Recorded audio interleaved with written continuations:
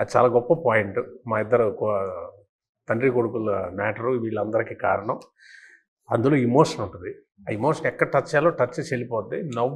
నవ్వనే కాదు, every scene నాకు అనిపించింది ఆపుకోలేరేమో, నవ్వు ఆపుకోనేలాగా ఉండదు. అంటే నవ్వుతూ ఉంటారు, అసలు కనెక్ట్ అయి ఉంటుంది. అది వెళ్ళిపోయినా కూడా ఆ సీన్స్ మళ్ళీ మళ్ళీ రిపిటేషన్లో చూసేలాంటి సీన్స్. మనం ఏ విషయం మీద అయితే నవ్వేమో అదే విషయం మీద ఏడిస్తే ఆ సినిమా చాలా గొప్ప సినిమా అవుతుంది.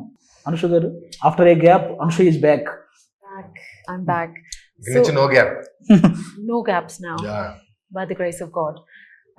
I'm so confident about this film that it's brought me from the other side of the world back to India. So